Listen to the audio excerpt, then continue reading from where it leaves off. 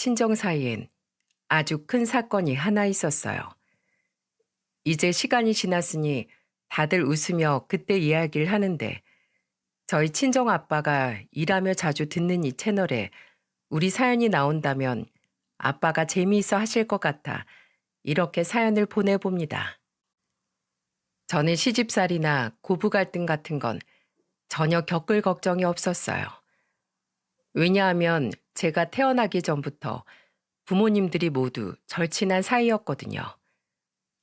아빠와 시부는 중고등학교를 같이 나온 친구였다고 해요. 저희 나름 큰 지방 광역시에 살고 있는데 아빠께선 이 지역 토박이세요. 반면 시부는 어릴 적 깡 시골에서 사시다가 지금 지역으로 중학교 시절에 이사를 왔다고 하셨죠. 도시에 적응하지 못하던 시부를 챙겨줬던 사람이 바로 아빠였다고 하더라고요. 두 분은 그때부터 제일 친한 친구가 되었다고 합니다. 지금 생각해보면 학창시절 친구라는 게 참 희한해요. 아빠는 무척 당차고 활동적인 성격이셨고 시부는 공부만 하던 조용한 학생이었다고 했거든요. 시부는 유일하게 아빠와 계실 때만 오락도 하고 영화도 보는 등 나름의 일탈을 하셨는데 그 시간이 그렇게 좋으셨다고 하네요. 아무튼 공부를 잘했던 시부께선 서울의 의대에 진학하셨고 아빠는 고향에 남아 식당에서 일을 시작하셨어요. 할머니가 일찍 돌아가셔서 일을 나간 할아버지 대신 어릴 적부터 밥을 했던 아빠는 타고나길 손맛이 참 좋으셨다고 해요. 오죽했으면 할아버지께서 네 엄마가 나중에 하늘에서 들으면 서운해하겠지만 음식 맛은 네가 네 엄마보다 낫다. 밖에서 사 먹는 것보다 네가 해준 음식이 훨씬 맛있구나. 라고 말씀했을 정도였다네요. 게다가 자신이 한 음식을 남이 맛있어하는 모습을 보면 자신도 뿌듯해지는 것 같아 요식업 쪽으로 마음을 정하셨대요. 그리고 열심히 일해서 모은 돈으로 27에 코다리찜 가게를 차리신 거죠. 당시엔 남자가 식당을 하는 일은 거의 없던 시대라 주위에서 많이 걱정을 했었다는데 다행히 아빠의 식당은 입소문이 나서 금세 자리를 잡았답니다. 그러다 아빠의 인생이 뒤바뀐 건 당시 레지던트 생활을 하던 시부께서 결혼 약속을 했던 시모와 아빠의 식당에 놀러 왔던 날이었습니다. 현보가 나왔다. 아니 이게 누구야? 귀하신 의사 선생님 아니야? 옆엔 저번에 말해줬던 재수 씨? 시부와 시모는 선을 통해 서로를 만났다고 하셨어요. 시모는 서울 중산층 집안의 외동딸이셨죠. 아빠와 시부보다 3살 어리셨던 시모는 이 지역에 친한 언니가 살고 있다며 온 김에 언니를 불러도 괜찮냐고 물어보셨대요. 당연히 아빠와 시부는 흔쾌히 된다고 대답하셨고요. 언니, 여기야. 그렇게 시모를 만나러 아빠의 가게로 찾아온 사람이 바로 지금의 제 엄마였답니다. 당시 변호사였던 엄마는 아빠를 처음 본 날 아주 홀딱 반하셨다고 해요. 그 자리에 있던 누구보다 유쾌하고 호탕한 것이 참 좋아 보였다고요. 게다가 자신이 하는 음식에 대한 자부심이 남달랐던 아빠가 그렇게 멋있을 수가 없더랍니다. 그렇게 저희 부모님과 시부모님께선 6개월의 터울을 두고 각각 결혼식을 올리셨습니다. 그리고 같은 해에 태어난 두 집안의 첫째가 바로 저와 남편이었죠. 어릴 적엔 맞벌이였던 부모님 때문에 남동생 둘과 저는 외갓집에 자주 맡겨졌었어요. 저희 외할머니께선 성격이 굉장히 강한 분이었어요.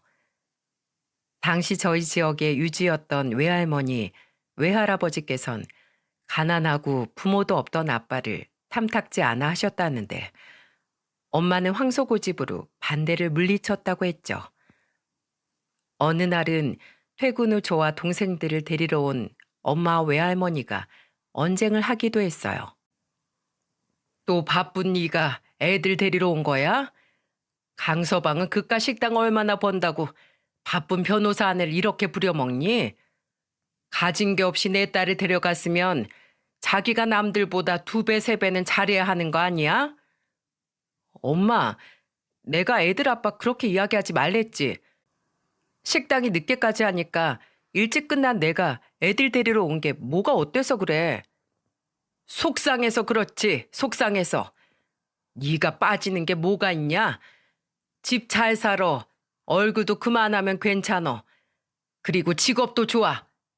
그러게 내 말 듣고 선 봐서 결혼했으면 이 고생을 안 했어도 되잖아.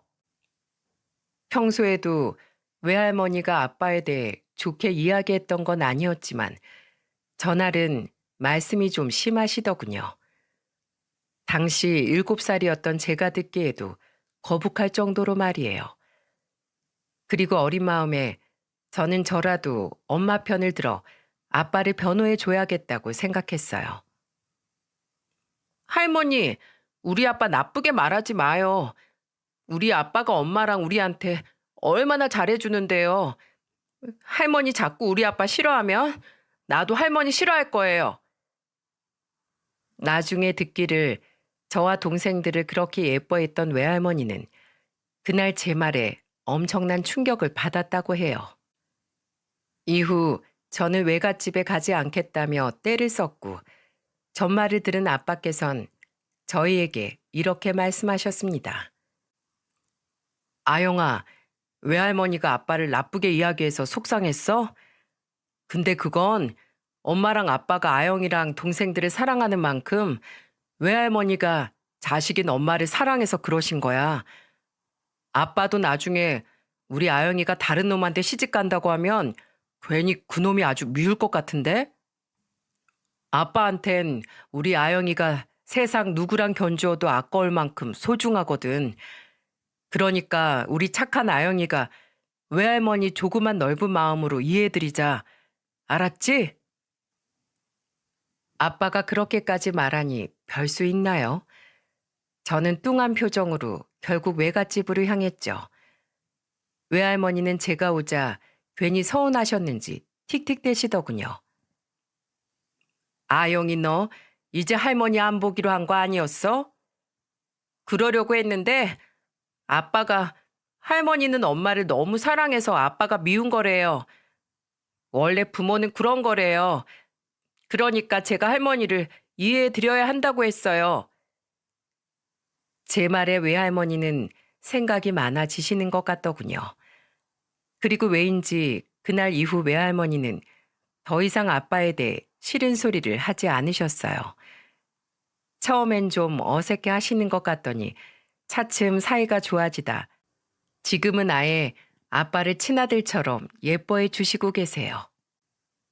시간이 흘러 제가 중학교 3학년이 되었을 적에 시부와 가족들이 제가 사는 도시로 이사를 오게 되었습니다. 서울의 종합병원에서 이비인후과 전문의로 근무하시던 시부가 드디어 저희 지역으로 내려와 병원을 개원하셨거든요. 이야, 아영이 많이 컸네. 우리 준석이 기억해? 둘이 동갑인데 마지막으로 봤던 게 5살 때였나? 안녕, 오랜만이다. 나 기억해, 강아영? 기억하고 있어. 왈가닥이었던 저와는 다르게 남편은 참 조용하고 내성적이었어요. 저는 오히려 남편의 동생이었던 2살 어린 시누이와 쿵짝이 잘 맞았죠. 이후 우리 두 가족은 시간만 나면 함께 식사를 하고 휴가 또한 같이 다녔습니다. 덕분에 저와 동생들, 남편과 시누이도 굉장히 가까워질 수 있었어요. 그리고 시간이 흘러 학교는 다르지만 남편과 전 함께 대학에 진학해 서울로 상경을 했습니다. 우린 부모님들이 구해준 자취방에서 각각 지냈는데 집 사이의 거리가 걸어서 2분이 채 걸리지 않았어요.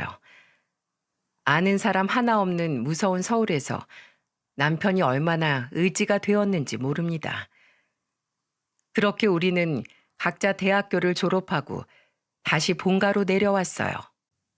그리고 저는 회계사 시험에 합격해 회계사가, 남편은 저희 지역의 대기업에 입사를 하게 되었습니다. 제가 시험에 합격한 지 얼마 되지 않아 둘이서 술을 한잔 하던 와중 남편이 제게 묻더군요. 남편의 말을 듣자마자 저는 물을 마시다 말고 사례가 들려 캑캑댔죠. 근데 우리 결혼은 언제 해? 뭐? 결혼? 사귀지도 않는데 무슨 결혼을 해? 아니, 남녀가 보통 서로의 마음을 확인하고 일정 기간 만남을 가진 뒤에 결혼을 하는 게 일반적인 수순 아닌가요? 제가 당황하자 남편은 어깨를 으쓱이며 이렇게 말하더군요. 그럼 언제 사겨? 뭐? 황당했어요. 하지만 저도 오랫동안 남편을 내심 좋아하고 있었고, 나중에 결혼을 한다면 얘랑 하게 되지 않을까 속으로 생각해왔던 터라 남편의 말이 싫지 않더군요. 그렇게 우린 1년여의 연애 끝에 양가의 축복 속에 웨딩 마치를 올리게 되었습니다. 이후의 결혼 생활은 순탄했어요. 부모님들은 모이기만 하면 주거니 받거니 네 아들이 더 잘났네, 네 딸이 더 잘났네 난리도 아니었습니다. 이야, 내가 진규 네 덕분에 대기업 다니는 사위도 보고 오래 살고 볼 일이다, 야. 아니야, 내가 네 덕분에 회계사 며느리를 얻은 거지. 그래요, 현복 씨. 아니, 이젠 사돈이라고 불러야죠. 이 사람이 요새 모임에 나가기만 하면 그렇게 며느리 자랑을 해요. 언니는 어쩜 이렇게 딸을 자기처럼 똑부러지게 잘 키웠대? 아주 리틀 김미자야. 내가 잘났으니까 얘가 나를 보고 저렇게 자라야겠다 싶었나 보지. 그러니까 봐라. 나처럼 남자 보는 눈도 높아서 네 아들하고 결혼한 거 아니야. 그렇게 제 결혼 생활은 아주 쭉 아무런 문제도 없을 줄 알았는데 균열은 예상치도 못한 곳에서 일어나기 시작했습니다. 언젠가부터 이상하게 변화하기 시작한 건 바로 저희 시부였어요. 어느 날 오랜만에 양가 가족 다 같이 저희 아빠의 가게에서 모인 날이었습니다. 아유, 힘들어. 내 병원 해먹고 살기가 여간 힘든 게 아니다. 차라리 남의 돈 받고 페이닥터로 일할 때가 훨씬 마음 편했던 것 같아. 진상은 또 왜 이렇게 많은 거야? 시부가 투덜대자 아빠는 평소처럼 장난을 치셨어요. 허허, 내 사업한다는 게 여간 힘든 게 아니지? 나도 우리 가게 이만큼 키우느라 정말 죽는 줄 알았다. 환자도 어찌 보면 다 손님인데 별의 별 사람이 다 있겠지. 힘내라, 내 친구 병원장. 저는 시부께서 평소처럼 하하하고 웃으실 줄 알았어요. 그런데 갑자기 시부는 인상을 팍 찌푸리더니 이렇게 말하는 겁니다. 야, 맨날 기계처럼 생선이나 조리는 네가 뭘 안다고 함부로 말해? 장사라고 다 같은 장사인 줄 알아? 난 사람들 생명을 다루는 일을 하고 있다고. 비교할 걸 비교해야지. 순식간에 분위기가 싸해졌어요. 저는 제 귀를 의심했습니다. 그리고 얼른 어른들의 눈치를 봤죠. 지금 뭐라고 했어요, 사돈? 저희 엄마의 눈빛이 싸늘하다 못해 냉기가 흐를 정도로 얼어붙어 있었어요. 그제야 시부는 아차 싶었는지 황급히 얼버무리더군요. 아니, 아유, 사부인. 제가 요즘 피곤해서 제정신이 아닌가 봅니다. 현복이가 하도 편하다 보니 그만 제가 투정을 부렸네요. 그래도 사람이 할 말 못할 말은 가려서 하셔야죠. 제 남편이 감정 쓰레기통도 아니고 앞으로 그런 언행은 삼가주셨으면 좋겠네요. 네, 그래야죠. 야, 현보가 불쾌했다며 미안하다. 내가 요즘 병원 일이 너무 힘들어서 그랬나 봐. 그래. 괜찮어. 어떻게 사람이 매번 좋은 말만 하고 살아? 짜증 좀 낼 수도 있지. 나도 힘들면 애들 엄마한테도 가끔 짜증 내고 그래. 당신도 그만해. 얘가 바로 사과했잖아. 다들 얼른 식기 전에 먹자고. 얘들아, 그러고 있지 말고 얼른 먹어, 얼른. 시부는 바로 아빠에게 사과를 했고, 성격 좋은 아빠는 싸늘해진 분위기를 수습하려 오버해서 너스레를 떨었습니다. 엄마도 성격은 불같았지만 뒤끝은 없던 터라 분위기는 금방 다시 화기애애해졌어요. 하지만 그날 일은 앞으로 일어날 일들의 시발점일 뿐이었습니다. 시부는 그날 이후로도 종종 아빠를 무시하는 듯한 발언을 하기 시작했어요. 우리 다음엔 고기나 구워 먹으러 갈까? 삼겹살에 소주 어때요, 사부인? 야, 삼겹살은 무슨 삼겹살이야? 격 떨어지게. 그러지 말고 코스 요리나 먹으러 가. 내가 자주 가는 데 있어.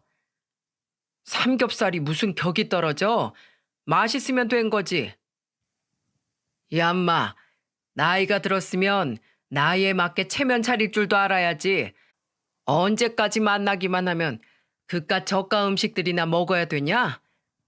이래서 사람은 어울리는 사람들이 중요하다니까? 맨날 어울리는 사람이라고 해봐야 같이 일하는 식당 직원들이 다니까 돈 쓸 줄도 모르지. 저희 시부 원래 저렇게 무례한 사람은 아니었거든요. 그런데 저번부터 자꾸 저런 소리를 하니 솔직히 기분 나쁘더라고요.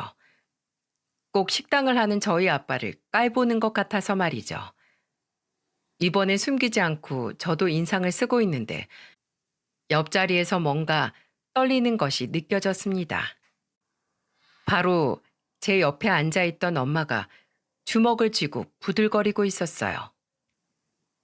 저는 엄마가 또 한 소리 하겠구나 생각하고 있는데 아빠가 테이블 밑으로 그런 엄마의 손을 지그시 잡더라고요. 참으라는 의미로요.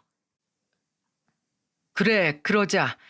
나는 그런 고급 식당은 잘 아는 데가 없으니까 네가 예약해놔. 의사 친구 덕분에 나도 어디 좋은 데서 식사 좀 해보자. 그렇게 말씀하신 아빠는 엄마를 향해 작게 고개를 저으시더군요. 엄마는 마지못해 아빠의 얼굴을 보고 참고 넘기셨고요. 솔직히 시부가 갑자기 왜 저러나 싶었습니다. 원래 두 분은 서로 없이 못 살 정도로 친하셨는데 말입니다. 그 후 몇 번의 모임에서 시부는 저희 아빠를 자꾸 무시했습니다. 아빠는 그럴 때마다 웃어 넘기셨고요. 현보가, 여기 마실 거 좀 시켜줘라. 목말라 죽겠다. 그래, 여기 사이다 하나 좀 가져다 줘. 야, 사이다는 무슨 사이다야? 너희 가게 미네랄 워터 같은 거 없어? 그런 건 없는데. 하긴 코다리찜 집에서 내가 뭘 바라냐? 어휴, 다음엔 내가 미리 사오던가 해야지. 됐다. 물이나 마실란다. 저는 보다 못해서 시부에게 한마디 했습니다. 아버님, 댁에서도 제가 그런 거 드시는 걸 본 적이 없는데 갑자기 왜 그러세요? 밖에 나가서도 항상 물 아니면 사이다만 찾으셨잖아요.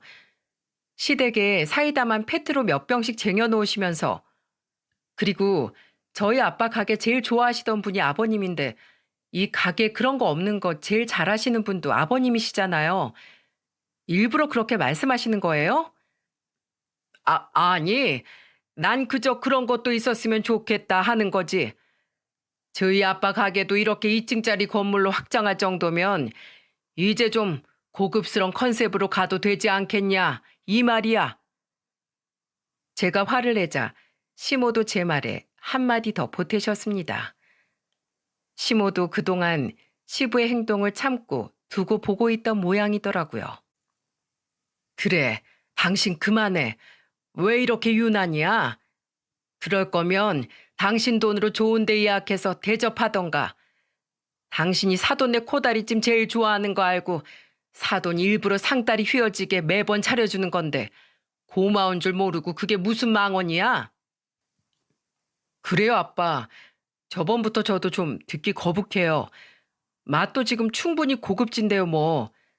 여기 유명인들도 일부러 찾아오는 맛집인 거 모르세요? 시모와 남편까지 합세해서 시부에게 뭐라고 하자 시부는 그제야 끙 하고 입을 다물더군요.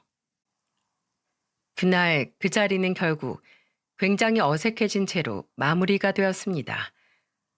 그리고 집으로 돌아오는 길에 저는 남편에게 성질을 부렸어요.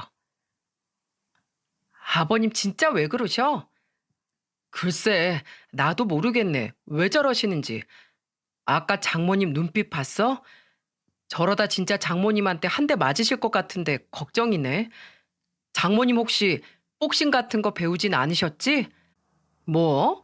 지금 농담이 나와? 나도 진지하게 걱정하는 거야. 우리 아빠 워낙에 약골이라 한 대만 맞아도 자리에 그냥 들어놓을걸? 제 딴엔 나름 진지하게 걱정한다고 한 남편의 말이 웃겨서 저는 그만 기분이 풀리고 말았습니다. 그러면서도 속으로는 정말로 이러다 두 가족 간의 사이가 멀어질 것만 같아 걱정이 되었죠. 그리고 대망의 사건은 그로부터 석 달 뒤에 일어났습니다. 시부의 병원은 개원한 지 16년 만에 확장 이전을 하게 되었어요. 시부는 뵐 때마다 콧노래를 부르시더군요. 기분이 좋아서인지 한동안 제 아빠에게 무례한 언행을 하지도 않으셨고요. 사실 바빠서 다 같이 모일 시간도 몇 번 없었지만은요. 시간은 빠르게 흘렀고 대망의 개업식 날이 되었습니다. 저와 남편이 병원에 도착해 보니 이미 그 병원에 근무할 의사들과 간호사분들을 비롯한 직원들, 그리고 시부가 초대한 지인들이 도착해 있더군요. 아직 저희 친정 부모님께선 도착하지 않았었고요. 아버님, 개업 축하드려요. 생각했던 것보다 병원 완전 멋진데요? 아이고, 우리 아들 며느리 왔어?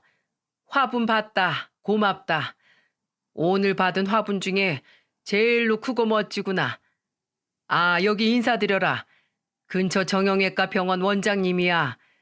원장님, 제 아들놈하고 며느리입니다. 제 며느리가 이번에 세금 문제로 애 많이 써줬어요. 아, 며느리가 회계사다 보니 덕을 볼 일이 많습니다.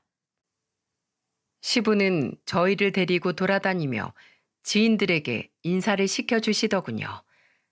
날이 날인지라 저는 그런 시부를 따라다니며 입에 경련이 일어날 정도로 미소를 유지하며 인사를 했죠. 그리고 사건은 저희 친정 부모님께서 도착한 이후에 일어났습니다. 아이고 사돈, 개업 축하드립니다. 아빠는 양손에 커다란 봉지를 든 채로 병원으로 들어오셨어요. 봉지는 열어보지 않아도 무엇인지 알겠더군요. 왜냐하면 봉지에서 맛있는 냄새가 풀풀 풍겼거든요. 사돈이 제일 좋아하는 코다리찜 좀 싸왔습니다. 손님들하고 나눠 드세요.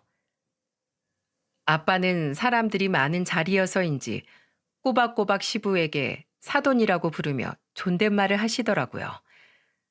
그리곤 뷔페식 케이터링 음식들로 채워진 테이블 옆에 코다리찜을 올려놓고 포장을 풀기 시작하셨습니다. 그때였어요. 아니, 사돈, 잠시만요. 시부께서 포장을 풀던 아빠의 손을 덥석 잡아 아빠의 행동을 만류하시더군요. 우리는 모두 시부와 아빠를 바라보고 있었죠. 사돈, 그래도 명색이 여기가 병원인데 이런 냄새 나는 음식을 가져오면 어떡합니까? 고급진 와인 안주들로만 일부러 주문했는데 이러면 제가 곤란하지요. 예? 그런가요? 아빠는 손을 멈추고 민망한 듯이 웃으셨습니다. 당황스러웠어요. 아니, 당장 오늘 병원 영업을 시작하는 것도 아니고 개업 파티랍시고 술도 마련되어 있는 마당에 코다리찜 냄새 좀 풍기면 어떻단 말입니까? 그것도 아빠가 시부를 생각해서 손님들 목까지 선물이라고 가져온 음식인데 말입니다. 시부의 행동이 거기까지 뿐이었으면 그래도 넘어갈 수 있었을 텐데 저는 듣고야 말았습니다. 아니, 시부의 근처에 있던 저희 가족과 시댁 가족 모두가 듣고야 말았죠. 시부가 제 아빠에게 한 귓속말을요. 야, 강연보, 지금 뭐 하는 거야? 누구 망신시킬 일 있어? 명색이 사돈이라고 왔으면 차라리 좋은 화분이나 와인을 사올 것이지. 창피하게 코다리찜이 뭐야, 코다리찜이. 내 체면 구기려고 작정했어? 격 떨어지게 누가 생선집 사장 아니랄까봐. 됐으니까 빨리 이 냄새나는 음식 가지고 돌아가. 아니면 밖에 갖다 버리고 다시 들어오던지. 저는 시부의 말에 너무 충격을 받았습니다. 어쩜 자기 제일 친한 친구에게 저런 말을 할 수 있답니까? 제가 너무 화가 나 한 소리 하려는데 저보다 더 빠르게 행동한 사람이 있었습니다. 이 사람이 진짜 보자 하니까? 그건 바로 저희 엄마였어요. 엄마의 행동에 우리 두 가족뿐만 아니라 그곳에 있던 모든 사람들이 경악을 금치 못했습니다. 엄마는 포장이 풀려있던 코다리찜 한 그릇을 그대로 시부의 얼굴에 던져버렸어요. 시부의 얼굴과 차려입었던 비싼 정장은 시뻘건 코다리찜으로 범벅이 되어버렸죠. 무서운 정적이 병원을 휩쓸고 지나갔습니다. 그 와중에 바닥에 나뒹굴고 있는 코다리들 위로 시부의 얼굴에서 흘러내린 양념들이 뚝뚝 떨어지고 있었어요. 아직 식지 않은 코다리들 위에선 김이 모락모락 올라왔고요. 아, 뜨거! 사부인, 이게 지금 무슨 짓입니까? 무슨 짓? 무슨 짓이라고 했니 지금? 저기요 사돈, 내 남편하고 거의 46년을 알지 않았어요? 그런 제일 친한 친구한테 뭐가 어째? 창피해요? 내 남편 때문에 체면을 구겨? 그동안 내가 내 남편 때문에 참았는데 진짜 원 꼴 같지 않아서 더는 못 봐주겠네. 이 봐요. 당신 지금 실수한 거야. 나는 지금 코다리찜을 당신한테 엎은 게 아니라 내 남편과 당신과의 세월을 던진 거야. 내 남편이 이제 당신 볼 일 없을 거라고. 내가 앞으로 못 만나게 할 거니까. 사부인, 그만하죠. 여기 내 병원 개업식입니다. 사람을 망신시켜도 유분수지. 지금 이게 뭐 하는 짓입니까? 어디 모욕죄로 고소 한번 당해볼래요? 모욕죄? 하세요, 고소해. 내가 변호사야, 내가. 그렇게 더럽게 나오겠다 이거지? 내가 이 병원에 얼마를 투자했는지 알아요? 사돈이고 내 남편 친구라서? 그 투자금 당장 빼버릴 거야. 여보, 가요. 아, 뭐해? 안 따라 나와? 강아영, 너도 나와. 아빠는 잔뜩 움츠러든 채로 엄마를 따라 나섰습니다. 저 또한 그 뒤를 따라 나섰죠. 저희 엄마 눈에서 정말 불이든 레이저 빔이든 나올 것 같았거든요. 안 따라 나가면 저까지 죽을 것 같았죠. 그리고 그런 우리 뒤를 남편과 시모, 신우까지 쫓아서 나오더라고요. 병원 밖에 나온 엄마는 뒤를 획 돌아 따라 나온 시모를 노려보며 소리쳤습니다. 넌 왜 나와? 네 잘난 병원장 남편 얼굴에 묻은 양념이나 닦아줄 것이지. 언니, 내가 미안해. 기분 많이 나빴지? 아휴, 정말 동네 망신스러워서. 잘했어, 언니. 저 사람은 망신 한번 당해봐야 돼. 최근에 무슨 병원장 모임인지 거길 줄기차게 나가기 시작하더니 사람이 허파에 바람만 잔뜩 들어와서는 무슨 와인 수업을 듣겠다고 하질 않나. 집에 뜬금없이 듣지도 않던 클래식 음악 전집을 틀어놓질 않나. 서민들이 어쩌고 상류층이 어쩌고 하더니 결국 저 사다를 냈어. 격이 떨어져? 시골 콧질질이었던 자기 과거 생각 못하고 누구 앞에서 지금 주름을 잡는 거야? 감히 내 앞에서 교양을 노네? 내가 어디 가만두나 봐라. 제가 말했었죠. 저희 외가 나름 지역에서 터를 잡은 유지 집안이었거든요. 그것도 대대손손 법조계 인물들을 대에 한 명씩은 배출할 정도로요. 저희 외할아버지께서도 판사였고요.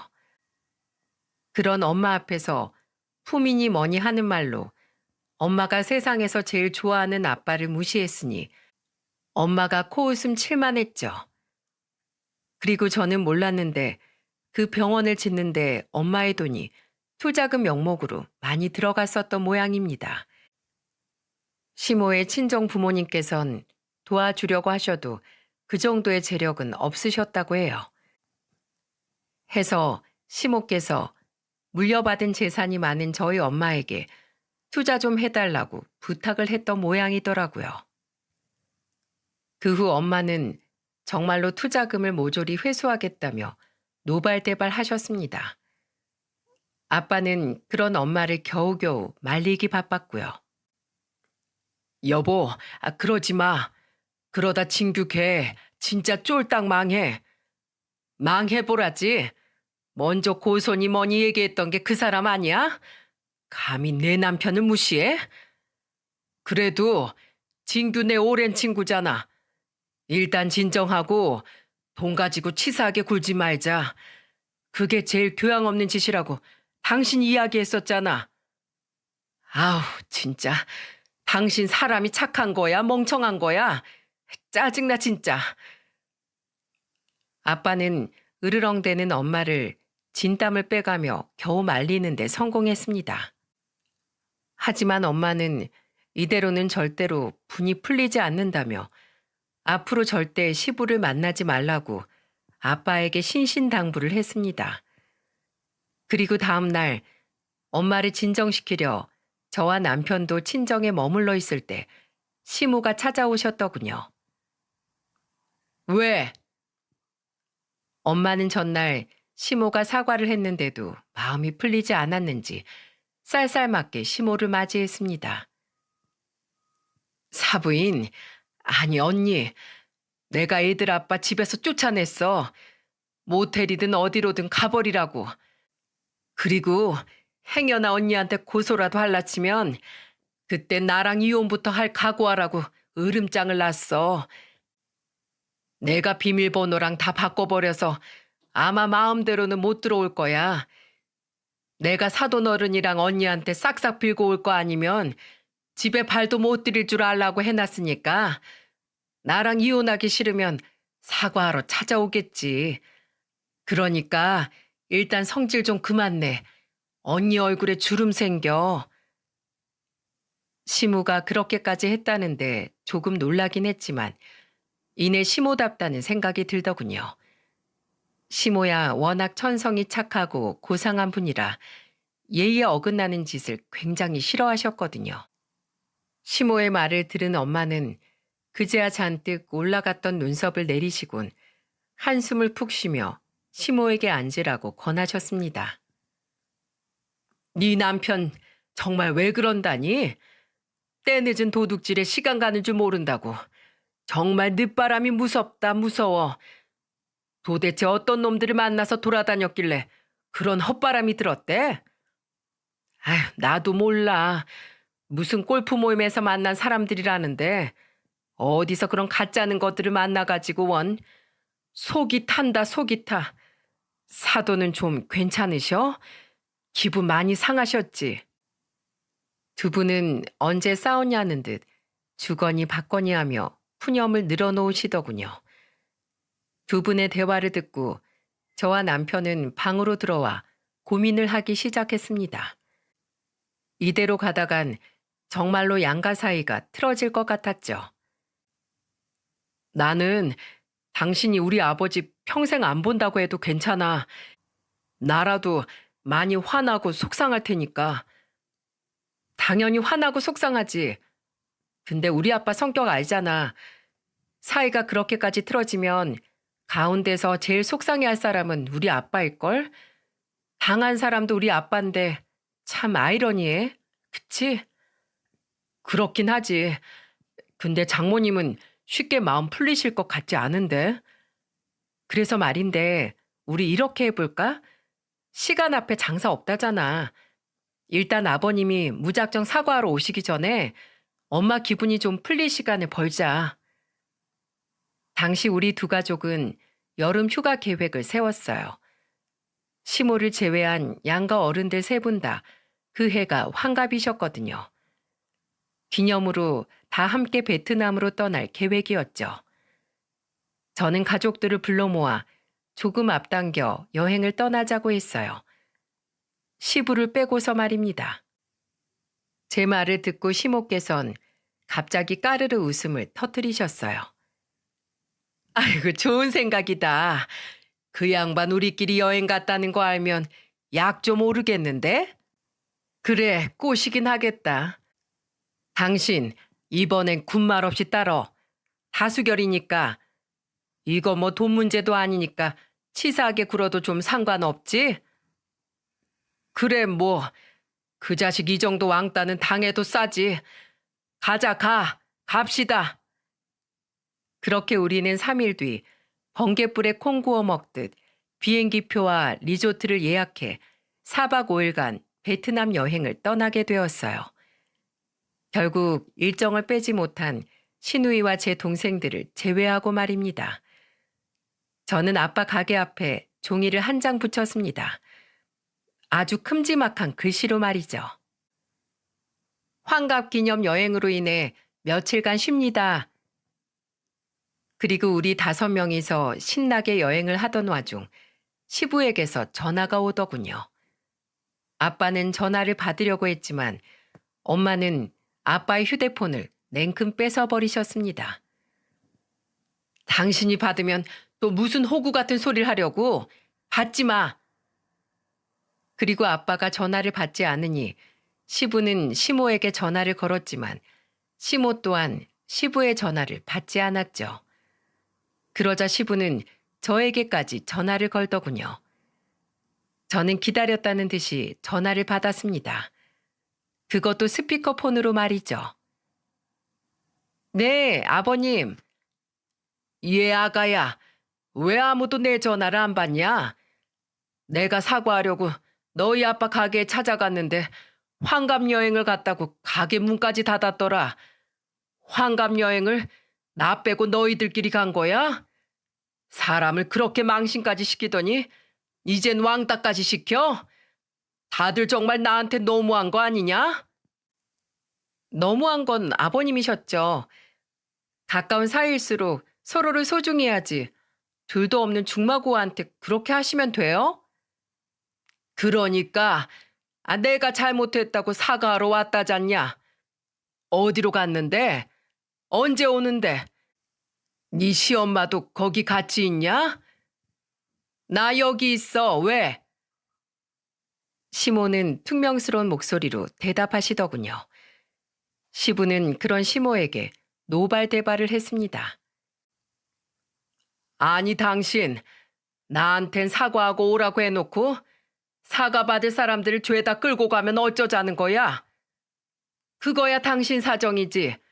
사과받을 사람들이 사과할 사람 일정에 맞춰서 움직여야 돼? 우린 놀 만큼 놀다가 알아서 갈 테니까 당신은 거기서 좀 더 반성하고 있어. 아, 나 모텔방 이제 질렸단 말이야. 밥도 맨날 밖에서 사 먹으니까 아주 물려 죽겠어. 내가 뭐 할 바야? 그 돈 다 뒀다 뭐 해? 가서 좋아하는 비싼 코스 요리도 먹고 스테이크도 실컷 썰고 해. 음료는 꼭 미네랄 워터로 먹고. 끊어. 전화를 끊고 나서 어른들께선 뭐가 그렇게 재밌는지 박장대소를 하셨습니다. 제일 신나게 웃으신 건 바로 저희 엄마였고요. 아유, 10년 묵은 채증이 다 내려가네. 너 말 한 번 잘한다. 다 언니한테 배운 거지. 그러게 누가 그렇게 못 배워먹은 행동하래? 이참에 2번 다시 쓸데없는 짓 못하게 아주 본때를 보여줘야지. 그렇게 우린 여행을 마치고 서울로 돌아왔습니다. 그리고 돌아온 날 오랜만에 다들 아빠의 코다리찜이 먹고 싶다며 마감을 한 아빠의 가게로 모였죠. 이번엔 동생들과 신우도 함께 말이죠. 그렇게 신나게 코다리를 뜯고 있는데 가게 문이 갑자기 벌컥 열리지 뭡니까? 현보가, 여보. 그 사람은 바로 꼬질꼬질한 모습의 시부였어요. 우리는 전부 코다리를 뜯다 말고 놀라 시부를 다 함께 쳐다봤죠. 이제야 돌아왔구만. 내가 매일 퇴근할 때마다 가게 문이 열렸는지 아닌지 확인하느라 얼마나 애먹었는지 알아? 잔뜩 울상이 된 시부는 우리 앞으로 성큼성큼 걸어오더군요. 그리고 이어진 시부의 행동에 우리 모두 뜯던 코다리를 접시로 툭 떨구고 말았어요.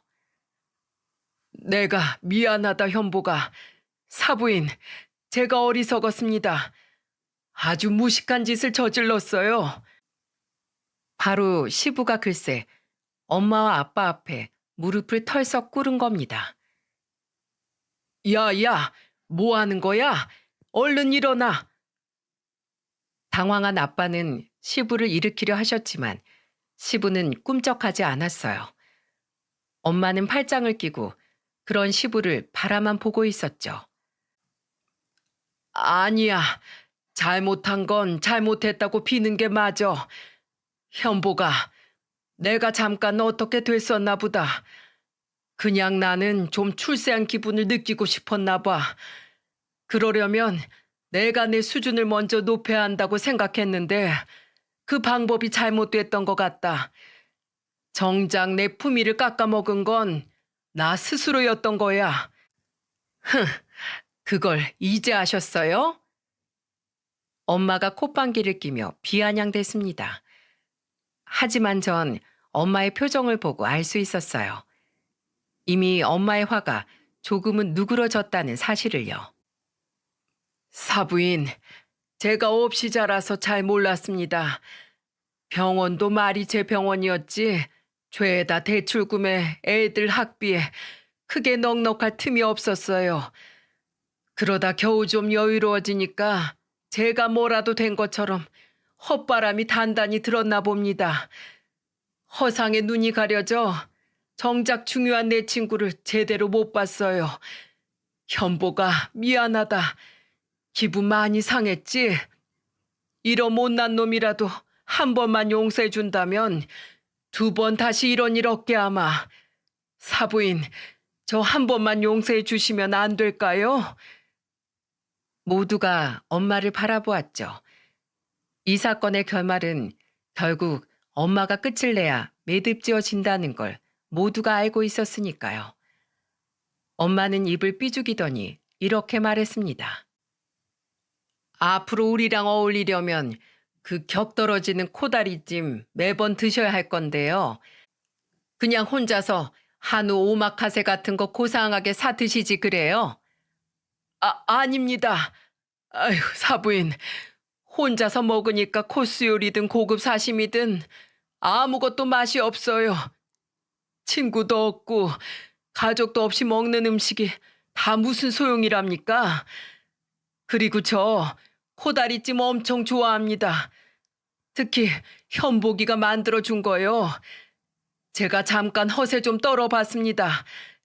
제발 한 번만 용서해 주세요. 사부인께서 투자해 주신 투자금도 당장은 못 돌려드리겠지만 매달 어떻게 해서든 이자까지 쳐서 갚겠습니다. 그러니 제발 저도 같이 코다리찜 먹을 수 있게 해주세요. 그래 여보, 이제 그만하자. 야 김진규, 솔직히 나 그동안 기분 나빴는데 그래도 내 딸 시아버지니까 혹시라도 내 딸 밉보일까 봐 내가 좀 더 참은 거야. 근데 네가 가족들 다 있는 데서 그렇게 말하니까 내가 너 한 번만 다시 믿어줄게. 두 번은 안 참어. 알았냐? 고맙다, 현보가. 엄마는 시부와 아빠의 모습을 보더니 한숨을 푹 쉬더군요. 그리고 마지못해 이렇게 말씀하셨습니다. 아유, 올라와서 앉던가 말던가요. 앞접시는 알아서 가져오세요. 제 남편 시키지 말고. 네, 네. 그럼요. 감사합니다. 감사합니다, 사부인. 시부는 허둥지둥 자리에서 일어나 앞접시를 가지고 와 좌석 끄트머리에 앉더군요. 엄마는 아무 말 없이 코다리 하나를 국자로 퍼 시부의 접시에 덜어주었죠. 시부는 코다리를 한 입 물더니 다시 눈물을 뚝뚝 떨구기 시작했습니다. 그리고 이내 서러움이 폭발했는지 엉엉 울더군요. 시모와 아빠도 시부의 눈물을 보자 괜히 눈시울을 붉혔고요. 덕분에 저도 코끝이 찡해지는 걸 겨우 참았네요. 이후 우리 두 가족은 전처럼 다시 사이좋게 지내게 되었습니다. 다만 한 가지 달라진 것이 있다면 바로 시부였어요. 자자, 된장찌개가 왔습니다. 왔어요. 바로 그동안 손 하나 까딱 않던 시부가 우리의 모임 때마다 사 먹을 때가 아니면 요리를 하기 시작했다는 거예요. 원래 항상 요리 담당은 저희 아빠였거든요. 어디 사돈이 끓인 찌개 맛 좀 볼까요? 아, 그러게. 나도 이 사람이 끓인 된장찌개는 처음 먹어보네. 시부는 그동안 아빠가 해준 모든 것을 당연하게만 받아왔던 것 같다고 했어요. 음식이든 우정이든 뭐든 다 말이죠. 그래서 이번엔 자기가 그동안 아빠에게 받은 걸 갖고 싶다며 그동안 아빠가 해왔던 것처럼 자기가 직접 음식을 해서 대접하고 싶다고 말했죠. 어때? 막상 매번 음식하려니까 힘들지? 그러게. 넌 어떻게 이런 일을 매일 하냐? 차라리 환자 10명 진료보는 게 훨씬 낫겠다. 불 앞에선 더워 죽겠지. 손질해야 될 재료들은 또 왜 이렇게 많은지. 너 정말 대단하다, 야. 그리고 시부는 저희 엄마가 투자금을 회수하지 않기로 한 걸 여태 모르시고 다달이 이자까지 두둑하게 쳐서 엄마에게 돈을 갚고 계십니다. 아무리 생각해도 앙금이 안 풀려. 이 돈이라도 받아내야 내 속이 좀 시원하지. 하지만 아빠가 제게 몰래 귀띔을 해주셨기 때문에 저는 그런 엄마의 속뜻을 알고 있었죠. 내년에 네 신우 경선이 결혼하는 거 알지? 저도 모아놨다가 신우 축의금으로 죄다 준단다. 나머지도 다 너희랑 네 신우한테 물려줄 거래. 네 엄마가 워낙에 말만 세게 하면서 속은 여린 사람이잖니. 저희 엄마 참 귀엽죠? 정말 세상에서 가장 멋진 여자 아닙니까? 그리고 그 후로 3년이 지났습니다. 그동안 집안엔 병사가 2번 있었어요. 앞서 말한 것처럼 한 번은 신우가 결혼을 한 거고 하나는 말이죠. 저희 부부에게 아주 건강한 아들이 생긴 거랍니다. 조금 있으면 벌써 아들의 돌이랍니다. 아직 태어난 지 1년이 채 되지 않았는데도 얼마 전엔 벽을 잡고 걷기 시작하더라고요. 기특하죠? 그 모습을 촬영해서 두 가족이 함께 있는 단체 채팅방에 올리자 글쎄 부모님들의 메신저 프로필 사진이 죄다 그 영상 캡처 사진으로 변해 있더라고요. 그리고 얼마 전 아빠 시부가 오랜만에 두 분끼리 소주를 한 잔 하셨던 적이 있습니다. 그때 옆에서 두 분의 대화를 듣는데 어찌나 웃음이 나던지요. 아휴, 야, 현보가. 이번 추석엔 경선이네 시댁에 또 무슨 선물을 보내야 되냐? 그동안 소고기, 조기, 한과 세트 다 보냈었는데 똑같은 거 보내도 되는 거야? 몰라. 아, 내 딸 시댁이라고 해봤자 너네 집인데 난 너네 집에 뭘 따로 보내본 적이 없어서. 왜? 그쪽에서 다 마음에 안 들어 한대? 아니, 그건 아닌데 이게 아들 결혼시켰을 때랑 또 다르네. 혹시 내 딸 시댁에 밉볼까봐 하나부터 열까지 신경이 안 쓰이는 게 없어. 너도 이랬냐? 너도 그래서 그때 날 그렇게 참아준 거야? 그래, 거 봐라. 딸 자식 시집 보내고 나서도 보통 신경 쓰이는 게 아니지? 야야, 꼬시다 꼬셔. 이제 그때 내 맘 좀 알겠냐? 아유, 그래. 내가 죽을 죄를 지었어. 한 잔 더 받으시지요, 사돈. 예, 사돈. 감사히 받겠습니다. 앞으로도 제 딸 좀 잘 부탁드려요. 예, 예. 여부가 있겠습니까? 두 분은 이제 그때 일을 농담처럼 안주 삼아 이야기하시더라고요. 참 다행이지 뭐예요. 어른들이 저렇게 사이좋게 지내시는데 저라고 뭐 앙금 남을 게 있나요? 게다가 시부는 전보다도 제게 훨씬 더 잘해주시는데요. 여기까지가 제가 겪었던 저희 가족과 시댁 사이의 일이었습니다. 그래도 잘 마무리되어서 참 다행이죠. 요즘 다들 고부 갈등이다, 시집살이다, 뭔가 일이 많잖아요. 미우나 고우나 그래도 가족이니 한 번쯤은 미운 마음을 내려놓고 회포를 푸는 자리를 가져보시는 게 어떨까요? 물론 말로 해결되지 않을 것 같으면 단호히 관계를 끊는 결단력도 필요하겠지만은요. 그럼 제 사연을 들어주신 여러분 감사합니다. 다들 즐거운 하루 보내세요.